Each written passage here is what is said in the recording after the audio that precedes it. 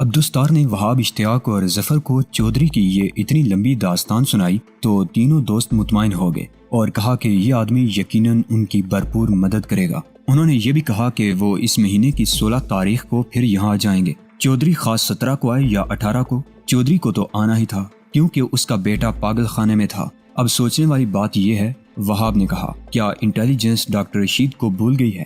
ایسا تو نہیں کہ کسی بھی وقت انٹیلیجنس کا کوئی افسر آ جائے اور ڈاکٹر رشید کو لے جائے؟ عبدالستار نے انہیں بتایا کہ معلوم یہی ہوتا ہے کہ انٹیلیجنس ڈاکٹر رشید کو بھول گئی ہے۔ یہ بھی بتایا کہ ڈاکٹر رشید کا علاج جس ڈاکٹر کے سپرد کیا ہے وہ عیسائی ہے۔ اس عیسائی ڈاکٹر کی بھی ایک کہانی تھی جو مختصراً یوں تھی کہ وہ بنگی ماں باپ کا بیٹا تھا۔ اس کے ماں باپ لوگوں کے گھروں میں یہ غلیظ کام کرتے تھے۔ ہندو اس کلاس کو اچھوت سمجھتے ہیں اور انہیں نفرت کی نگاہ سے دیکھتے ہیں۔ وہ نئی دلی کے رہنے والے تھے۔ کوئی امریکن فیملی دلی میں رہتی تھی۔ اس فیملی کا امریکن سربراہ کسی معاہدے کے تحت نئی دلی میں چند برسوں کے لیے آیا تھا۔ کسی نے اس عیسائی ڈاکٹر کے ماں باپ کو اس کے ہاں لگوا دیا تھا۔ یہ امریکن فیملی بہت بڑی کوٹھی میں رہتی تھی۔ انہوں نے ڈاکٹر کے ماں باپ کو فیملی کوارٹر میں رکھ لیا۔ اس وقت اس ڈاکٹر کی عمر 4-5 سال تھی۔ امریکن نے جب دیکھا کہ یہ بچہ اتنی بڑی کوٹھی کے برآمدوں میں جھاڑو دیتا ہے تو وہ بہت حیران ہوا کہ اس لڑکے کو اسکول کیوں نہیں بھیجتے۔ اس نے بچے کے ماں باپ سے کہا کہ وہ اسے اسکول داخل کروائیں۔ باپ اس امریکن کی سادگی اور لا علمی پر ہنس پڑا۔ امریکن اردو نہیں سمجھ سکتا تھا۔ اس نے ایک ہندو پی اے رکھا ہوا تھا۔ اسے پوچھا کہ یہ شخص کیا کہتا ہے، بنگیوں کے بچے کسی اسکول میں داخل نہیں ہو سکتے۔ پی اے نے امریکن کو بتایا، ان لوگوں کا کام ایسا ہے کہ ہندو اور باقی لوگ بھی انہیں قریب نہیں بٹھاتے بلکہ انہیں دھتکار کر رکھتے ہیں۔ امریکن حیران رہ گیا۔ اس نے پی اے سے کہا کہ وہ جانتا ہے کہ جس مہاتما گاندھی کو ہندو اپنا لیڈر نہیں بلکہ روحانی باپ کہا کرتے ہیں، وہ اپنے آپ کو اچھوتوں کا حمایتی اور محافظ کہا کرتا تھا۔ امریکن نے کہا کہ اس نے سنا ہے کہ مہاتما گاندھی ان بنگیوں میں اٹھا بیٹھا کرتا تھا۔ یہ سب کہنے اور سننے والی باتیں ہیں۔ ہندو پی اے نے کہا، میں بھی آخر ہندو ہوں لیکن حقیقت سے چشم پوشی نہیں کروں گا۔ مہاتما گاندھی کی یہ بات کہ بنگیوں کو بھی انسان سمجھو اور اپنے ساتھ ملاؤ کسی بھی ہندو نے نہیں مانی تھی۔ یہ سب پبلک میں مقبولیت حاصل کرنے کے ڈنگ تھے۔ مہاتما گاندھی ہندوستان میں ہر مذہب کے لوگوں کا مقبول لیڈر بننا چاہتا تھا۔ اس امریکن نے غالباً یہ سن رکھا تھا کہ ہندو اپنے مذہب کے معاملے میں کتنے کٹر ہوتے ہیں اور وہ دوسروں کو حقارت کی نگاہوں سے دیکھتے ہیں۔ بہرحال امریکن نے قدر حیرت سے اپنے اس پی اے سے کہا کہ وہ ہندو مذہب کا آدمی ہوتے ہوئے اپنے اتنے بڑے روحانی لیڈر کے خلاف باتیں کرتا ہے۔ کہاں کا مذہب سر؟ پی اے نے لہجے میں طنز کی جھلک پیدا کرتے ہوئے کہا، ہمارے اس ملک میں ہر مذہب برائے نام رہ گیا ہے۔ یہاں امریکہ اور یورپ کا کلچر بڑی تیزی سے مقبولیت حاصل کر رہا ہے۔ نئے دور کے لوگ خصوصاً نوجوان اس کلچر کو ہی مذہب سمجھتے ہیں۔ مسلمانوں نے شراب پینی شروع کر دی ہے۔ ہندو گوشت کو حرام سمجھتے ہیں لیکن ماڈرن ہندو گوشت کھاتے ہیں۔ سکھوں کے مذہب میں ہے کہ وہ جسم کا کوئی بال کٹوا نہیں سکتے، لیکن میں نے کئی ایک سکھ دیکھے ہیں جنہوں نے ہماری طرح سر کے بال کٹوا رکھے ہیں اور باقاعدگی سے شیو کرتے ہیں۔ میں تو آپ سے درخواست کرنے والا ہوں کہ مجھے امریکہ بھجوا دیں۔ اس امریکن کے لیے یہ سب باتیں عجیب سی اور مضحکہ خیز بھی تھی۔ اس نے کہا کہ اسے کسی کے مذہب کے ساتھ کوئی دلچسپی نہیں۔ اس کے لیے قابل برداشت نہیں کہ ایک بچہ جسے اس عمر میں اسکول میں ہونا چاہیے وہ جھاڑو دیتا پھرے اور اس کا مستقبل یہی ہو۔ پھر ہوا یوں کہ اس امریکن کی کوششوں سے اس بچے کو ایک مشنری اسکول میں داخلہ مل گیا۔ انگریزوں نے ہندوستان میں آ کر عیسائیت کے فروغ کا ایک طریقہ یہ اختیار کیا تھا کہ بنگیوں کو عیسائیت میں لے کر ان کے مشنری اسکول کھول دیے تھے۔ بنگیوں کے بچوں کو کسی اور اسکول میں داخلہ نہیں مل سکتا تھا۔ ان کے لیے صرف یہ مشنری اسکول تھے جن میں انہیں دیگر تعلیم کے ساتھ عیسائیت کی تعلیم دی جاتی اور پھر انہیں تبلیغ کے لیے استعمال کیا جاتا۔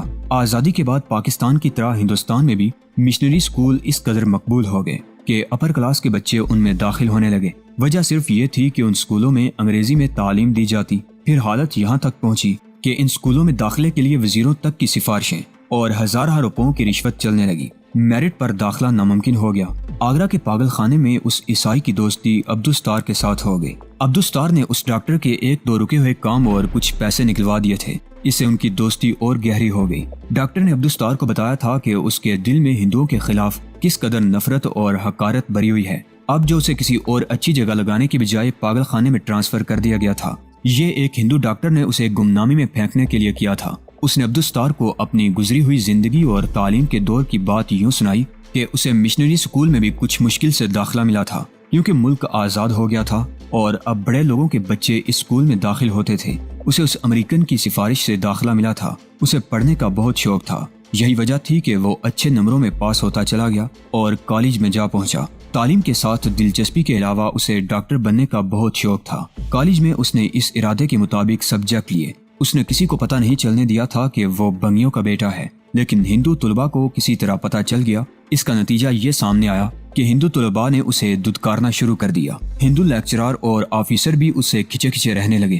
مسلمان طلباء کا رویہ بڑا ہی اچھا تھا، اسی لیے اس نے جو 2-3 دوست بنائے وہ مسلمان تھے۔ اس نے FSC اتنے زیادہ اچھے نمبروں میں پاس کر لی کہ میڈیکل کالج میں اس کا داخلہ روکا نہ جا سکا۔ کاغذات پر اس نے اپنی ذات کچھ اور لکھی تھی۔ میڈیکل کالج میں بھی تھوڑے ہی عرصے بعد اس کے متعلق مشہور ہو گیا کہ یہ بنگیوں کا بیٹا ہے۔ اس نے پھر کہا کہ یہاں بھی صرف ہندو اسٹوڈنٹ تھے جو اسے بنگیوں کا بیٹا ہونے کی وجہ سے حقیر اور اچھوت سمجھتے تھے۔ مسلمان، سکھ اور عیسائی تو سوچتے بھی نہیں تھے کہ یہ کس کا بیٹا ہے اور اس کی ذات کیا ہے۔ ہندوؤں نے اسے احساس کمتری میں مبتلا کر دیا تھا۔ کبھی اسے افسوس بھی ہوتا تھا کہ وہ ایک بنگی کے گھر پیدا ہوا تھا۔ اب اس کا شعور پھر اسی طرح بیدار ہو چکا تھا۔ وہ ڈاکٹر بن رہا تھا۔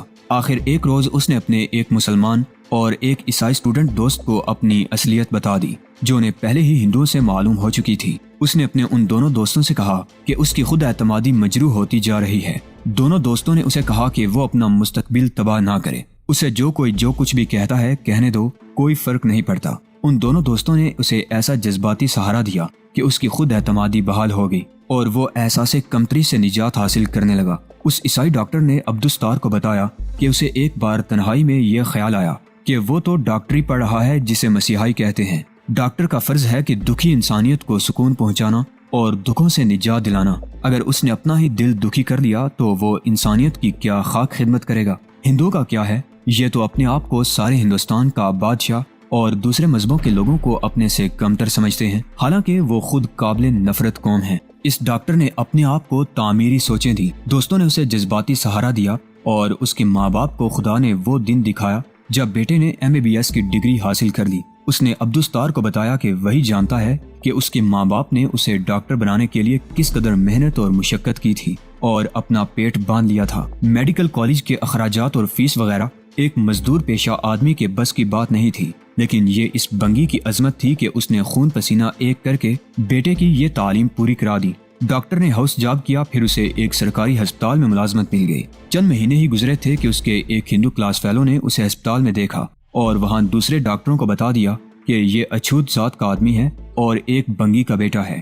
اس ہسپتال میں ہندو ڈاکٹروں کی اکثریت تھی۔ یہ خبر سنتے ہی ان ڈاکٹروں نے اس عیسائی ڈاکٹر سے بے رخی برتنی شروع کر دی۔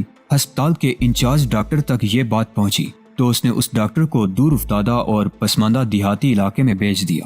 دیہاتی علاقے میں اس نے 1 سال گزارا، لیکن بہت ہی خجل اور خوار ہوا۔ لیکن وہاں جو سرکاری ڈسپینسری تھی اس میں کوئی دوائی نہیں تھی، نہ کوئی اور قابل ذکر سہولت میسر تھی۔ وہاں کے لوگ اس ڈاکٹر کو بہت پریشان کرتے اور جاگیردار قسم کے لوگ آ کر اس کے ساتھ بدتمیزی بھی کر جاتے۔ وہ گورنمنٹ سے دوائیاں مانگتا تھا تو انتہائی معمولی 2-4 دوائیاں بیچ دی جاتی تھی۔ آخر اسے میرٹھ کے ایک سرکاری ہسپتال میں ٹرانسفر کر دیا گیا۔ وہاں اسے اور اس کے ماضی کو جاننے والا کوئی نہ تھا۔ لیکن 6-7 مہینے گزرے تو اس ہسپتال کا ڈاکٹر انچارج ٹرانسفر ہو گیا اور اس کی جگہ جو ڈاکٹر آیا وہ اس ڈاکٹر کا پروفیسر رہ چکا تھا اور اسے اچھی طرح جانتا تھا۔ اس ہندو پروفیسر ڈاکٹر نے پہلا کام یہ کیا کہ اس ڈاکٹر کو آگرہ کے پاگل خانے میں ٹرانسفر کرا دیا۔ اس کے جب ٹرانسفر آرڈر آئے تھے تو اس نے ڈاکٹر انچارج کے دفتر میں جا کر بات کی تھی اور کہا تھا کہ اسے کسی ایک جگہ ٹکنے دیا جائے تاکہ وہ تسلی اور تحمل سے اپنا کام کر سکے۔ دیکھ ولیم، ڈاکٹر انچارج نے کہا تھا، میں تمہاری کوئی مدد نہیں کر سکتا۔ میں برہمن ہوں اور میں کسی اچھوت کی موجودگی اپنے قریب برداشت نہیں کر سکتا۔ دوسری بات یہ ہے کہ یہاں جو مریض آتے ہیں ان میں کئی ایک برہمن ہوتے ہیں۔ میں یہ کیسے برداشت کر لوں کہ ایک برہمن کی نبض پر ایک اچھوت ہاتھ رکھے اور پھر اس اچھوت کا ہاتھ برہمن کے جسم کے دوسرے حصوں پر پڑے؟ میرے خلاف شکایت کرنی ہے تو ہیلتھ منسٹری میں درخواست دے دو، لیکن یہ سن لو کہ اس ملک پر برہمن حکومت کر رہے ہیں۔ جاؤ، آگرہ کے مینٹل ہسپتال سے بہتر تمہارے لیے اور کوئی جگہ نہیں۔ یہ عیسائی ڈاکٹر یہ چوٹ بھی سہ گیا اور آگرہ چلا گیا۔ آگرہ کے پاگل خانے میں وہ سب سے پہلے عبدالستار سے ملا، کیونکہ عبدالستار انتظامیہ کے اس شعبے کا افسر تھا جس میں ڈاکٹروں کے تمام قوائف کا ریکارڈ ہوتا تھا اور ان کی تنخواہوں اور الاؤنسوں کا حساب کتاب بھی اس شعبے میں ہوتا تھا۔ سرکاری امور کے سلسلے میں اس ڈاکٹر کی 2-3 ملاقاتیں عبدالستار سے ہوئیں تو وہ عبدالستار سے کچھ زیادہ ہی متاثر ہو گیا۔ پھر ان کی 1-2 ملاقاتیں غیر سرکاری طور پر ہوئیں تو بات دوستی تک جا پہنچی۔ دوستی گہری ہوئی تو اس عیسائی ڈاکٹر نے اپنی یہ داستان عبدالستار کو سنا ڈالی۔ عبدالستار بھائی، عیسائی ڈاکٹر نے اپنی رودات سنا کر عبدالستار سے کہا، پیشتر اس کے کہ آپ کسی اور سے سنیں کہ یہ ڈاکٹر بنگی کا بیٹا ہے اور پھر آپ مجھ سے دور ہٹ جائیں۔ میں نے بہتر سمجھا کہ آپ کو پہلے ہی اپنی اصلیت اور ذات بتا دوں۔ ڈاکٹر صاحب، عبدالستار نے کہا، میں مسلمان ہوں۔ آپ کسی ایک مسلمان اسٹوڈنٹ کی یا کسی اور مسلمان کی نشاندہی کر دیں جس نے آپ سے صرف اس بات پر بے رخی برتی ہو کہ آپ اچھوت ذات کے آدمی ہیں۔ کیا میں نے آپ کو سنایا نہیں؟ ڈاکٹر نے کہا، مسلمان دوستوں سے ہی تو مجھے جذباتی نہیں بلکہ روحانی سہارا ملتا رہا ہے۔ یہ اسلام کا بنیادی اصول ہے۔ عبدالستار نے کہا، اسلام میں ذات پات کی تمیز اور تفریق گناہ ہے، سب برابر سمجھے جاتے ہیں۔ ہمارے خلفاء ذات پات کے معیار کے مطابق، یعنی آج کے معیار کے مطابق چھوٹی چھوٹی ذاتوں کے لوگ تھے۔ آج ہم جنہیں کمین ذاتیں کہتے ہیں، ان ذاتوں بلکہ پیشوں کے افراد فوجوں کے سپہ سالار بھی رہے ہیں اور مفتوح علاقوں کے امیر بھی، جنہیں آج وائسرائے یا گورنر کہا جاتا ہے۔ اسلام میں کمتری اور برتری کا پیمانہ کچھ اور ہی تھا۔ اس وقت انسانوں کو کردار اور ایمان کے ترازوں میں تولا جاتا تھا۔ میں اس اسلام کا پیروکار ہوں۔ عبدالستار نے امبالہ سے آئے ہوئے اپنے دوستوں کو اس عیسائی ڈاکٹر کی یہ پوری بات اس لیے سنائی کہ انہیں اطمینان ہو جائے کہ ڈاکٹر پر بھروسہ کیا جا سکتا ہے۔ لیکن عبدالستار اتنا کچا آدمی نہیں تھا کہ وہ ڈاکٹر عبدالرشید کے متعلق اس عیسائی ڈاکٹر کو اصل بات سنا دیتا۔ عبدالستار کی پہلی کوشش یہ تھی کہ ڈاکٹر رشید کا اندر باقاعدہ علاج ہو اور اسے معمولی اور بے ضرر ذہنی مریضوں کی بارک میں کھلا رکھا جائے اور دن کے وقت وہ بارک سے باہر نکل کر گھوم پھر سکے۔ عبدالستار نے ڈاکٹر رشید کی ایک کہانی گڑھی جس کی بیک گراؤنڈ یہ رکھی کہ ہندوؤں نے اس ڈاکٹر کو پاگل خانے تک پہنچایا ہے اور اس پر ایسے ایسے ظلم و ستم کیے ہیں کہ پہلے روز یہ ڈاکٹر یہاں آیا تو معلوم ہوتا تھا کہ یہ پاگل پن کی آخری سٹیج تک پہنچ چکا ہے۔ عبدالستار نے ڈاکٹر رشید کے ساتھ اپنی دلچسپی یہ بتائی کہ دونوں امبالہ کے ایک ہی محلے کے رہنے والے ہیں اور ڈاکٹر رشید معزز اور مومن قسم کے باپ کا بیٹا ہے۔ اس عیسائی ڈاکٹر ولیم نے یہ ذمہ داری سنبھالی اور ڈاکٹر رشید کا باقاعدہ علاج شروع کر دیا۔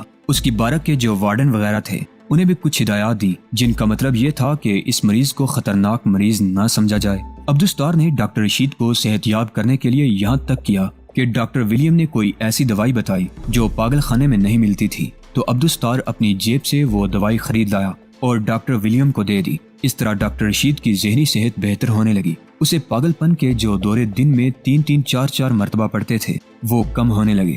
ڈاکٹر رشید خود بھی تو ڈاکٹر ہی تھا، اب وہ ہوش و حواس میں آ گیا تو اس نے ڈاکٹر ولیم کو اپنی حالت ڈاکٹری زبان اور اصطلاحوں میں بتانی شروع کر دی۔ پھر وہ دونوں آپس میں مشورہ کر کے دوائی تجویز کرتے تھے۔ ڈاکٹر رشید کو عبدالستار کا جذباتی سہارا مل گیا تھا، اس کا بھی اس کی ذہنی صحت پر اچھا اثر پڑا۔ ایک روز ڈاکٹر رشید نے ڈاکٹر ولیم کا خلوص دیکھ کر اسے بتا دیا کہ اس نے کیا کیا تھا اور انڈین انٹیلیجنس کے قبضے میں آ گیا، اور انٹیلیجنس والوں نے اس پر ایسا تشدد کیا کہ وہ دماغی توازن کھو بیٹھا اور وہ اسے یہاں پھینک گئے۔ ڈاکٹر ولیم کو اصل بات کا پتہ چلا تو اس نے عبدالستار سے کہا کہ اچھا ہوا اسے پتہ چل گیا ہے، اب وہ ڈاکٹر رشید کی اور زیادہ خدمت اور مدد کرے گا۔ اس نے ایسا کر کے بھی دکھا دیا۔ مسلمانوں سے ڈاکٹر ولیم تو پہلے ہی متاثر تھا، جب دیکھا کہ اس مسلمان ڈاکٹر کو ہندوؤں نے یہاں تک پہنچایا ہے تو اس کے دل میں ڈاکٹر رشید کی ہمدردی میں اضافہ ہو گیا۔ 2 دنوں بعد پتہ چلا کہ ڈاکٹر رشید نے اچھا ہی کیا تھا کہ ڈاکٹر ولیم کو یہ سارا پس منظر بتا دیا تھا۔ عبدالستار نے وہاب، اشتیاق اور ظفر کو نئی بات سنائی جو اسے ڈاکٹر ولیم نے سنائی تھی۔ ہوا یوں کہ ایک روز دلی سے انٹیلیجنس کے 3 آفیسر آ گئے۔ وہ پاگل خانے کے انچارج ڈاکٹر سے ملے اور بتایا کہ وہ رشید نام کے ایک پاگل کو دیکھنا چاہتے ہیں جسے انٹیلیجنس نے پاگل خانے میں بھیجا تھا۔ انچارج ڈاکٹر خود ان کے ساتھ چل پڑا اور یہ معلوم کر کے کہ ڈاکٹر رشید کون سی بارک میں ہوتا ہے ان افسروں کو وہاں لے گیا۔ اس وقت اتفاق سے ڈاکٹر ولیم ڈاکٹر رشید کے ساتھ بارک سے باہر بیٹھا ہوا تھا۔ ڈاکٹر رشید نے دور سے ہی 2 افسروں کو پہچان لیا، ایک لیفٹیننٹ کرنل تھا اور دوسرا میجر، تیسرے کو وہ نہیں جانتا تھا۔ اسی کرنل اور میجر نے ڈاکٹر رشید کو تشدد اور ایذا رسانی سے پاگل خانے تک پہنچایا تھا۔ ڈاکٹر رشید نے ڈاکٹر ولیم کو بتایا کہ یہ انٹیلیجنس کے آفیسر ہیں اور شاید اسے دیکھنے آئے ہیں کہ یہ کس حال میں ہے۔ دونوں نے فوراً طے کر لیا کہ ڈاکٹر رشید ایسی ایکٹنگ کرے جیسے بالکل ہی پاگل ہو چکا ہو اور اس کی حالت پہلے سے زیادہ بگڑ گئی ہو۔ ڈاکٹر ولیم ڈاکٹر انچارج کو دیکھ کر دوڑتا ہوا اس تک پہنچا۔ ڈاکٹر انچارج نے اس سے پوچھا کہ یہاں رشید نام کا ایک مریض ہے جو ڈاکٹر ہے۔ ڈاکٹر ولیم نے کہا کہ وہ ناموں سے تو اتنا واقف نہیں لیکن معلوم کر لے گا۔ معلوم کرنے کی ضرورت نہیں، کرنل نے کہا، ہم اسے پہچانتے ہیں۔ ہاں وہ دیکھو بیٹھا نظر آ رہا ہے۔ ڈاکٹر رشید باہر گاز پر بیٹھا تھا، ان افسروں کو دیکھ کر لیٹ گیا اور اوٹ پٹانگ سا کوئی فلمی گانا بڑی بلند آواز سے گانے لگا۔ ہیلو ڈاکٹر رشید، کرنل نے ڈاکٹر رشید کے قریب جا کر کہا اور ہاتھ آگے بڑھایا، کہو کیسے ہو؟ ڈاکٹر رشید اچھل کر اٹھا اور کرنل کا آگے بڑھا ہوا ہاتھ پکڑ کر اپنا ہاتھ اس کی نبض پر رکھا اور پھر چہرے پر سنجیدگی کا گہرا تاثر لا کر کرنل کو سر سے پاؤں تک دیکھا۔ تمہاری نبض بند ہو گئی ہے؟ ڈاکٹر رشید نے کہا۔ نہیں چل پڑی ہے، تمہیں ملیریا ہو گیا ہے، ٹھہرو میں تمہیں دوائی دیتا ہوں۔ ڈاکٹر رشید پیچھے مڑا اور لمبے لمبے ڈگ برتا ہوا بیرک کی طرف چل پڑا۔ دروازے کے قریب جا کر رک گیا، پھر پیچھے مڑا اور پہلے کی طرح بڑی تیزی سے چلتا ان افسروں تک آیا۔ تم میں مریض کون ہے؟ ڈاکٹر رشید نے پوچھا اور سب کو باری باری دیکھا۔ ادھر قطار میں کھڑے ہو جاؤ، ڈاکٹر صاحب ابھی آتے ہیں۔ وہ پھر بیرک کی طرف چل پڑا اور پہلے کی طرح دروازے میں جا کر رکا اور واپس آ گیا۔ تم نے میری گاڑی دیکھی ہے؟ ڈاکٹر رشید نے پوچھا۔ کیا آپ یہاں ڈاکٹر ہیں؟ کرنل نے پوچھا۔ میں ڈاکٹر صاحب کا ڈرائیور ہوں، ڈاکٹر رشید نے کہا۔ نہیں میں ڈرائیور صاحب کا ڈاکٹر ہوں، ٹھہرو ڈسپینسر آ کر دوائی دے گا۔ اس میجر کے پیٹ پر ہاتھ پھیرا اور بولا، اپنی وائف کو ایڈمٹ کروا دو، دیکھتے نہیں اس کا بچہ پیدا ہونے والا ہے۔ یہ وائف کدھر سے لائے ہو؟ کیا آپ ہمیں کہیں بٹھائیں گے نہیں؟ کرنل نے پوچھا اور کہا، ہم آپ سے ملنے آئے ہیں۔ ڈاکٹر رشید ان پاگلوں کی طرح مڑا جو بیرک کے لان میں ادھر ادھر بیٹھے یا چل پھر رہے تھے۔ اوئے تم سب ادھر آؤ، عبدالرشید نے پاگلوں کو پکار کر کہا۔ کرسیاں باہر رکھو اور چائے فوراً لے آؤ۔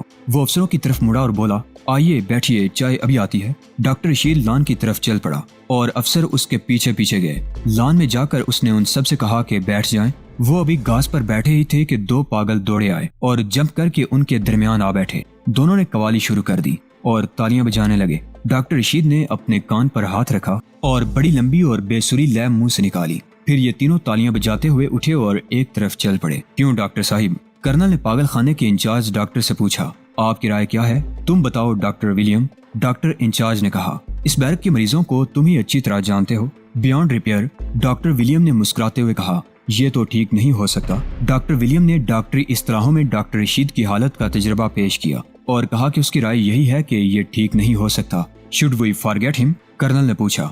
فارگیٹ ہم، ڈاکٹر انچارج نے کہا۔ انٹیلیجنس کے تینوں افسر اور ڈاکٹر انچارج اٹھے اور چل پڑے۔ یہ شخص پتھر کا بنا ہوا ہے، کرنل نے کہا۔ اس کا انجام یہی ہونا تھا، اسے ہم رائٹ آف کر دیتے ہیں۔ بالکل یہی کریں، ڈاکٹر انچارج نے تائید کی۔ لکیر پھیر دیں، اس کے ٹھیک ہونے کا کوئی امکان نہیں۔ ڈاکٹر ولیم نے عبدالستار کو بتایا کہ اب انٹیلیجنس والوں کے آنے کا کوئی خطرہ نہیں۔ وہ یہ دیکھنے آئے تھے کہ اس کے ٹھیک ہونے کا امکان ہو تو کبھی آ کر اسے پھر لے جائیں، لیکن اب یہ فیصلہ دے گئے ہیں کہ وہ پھر کبھی نہیں آئیں گے۔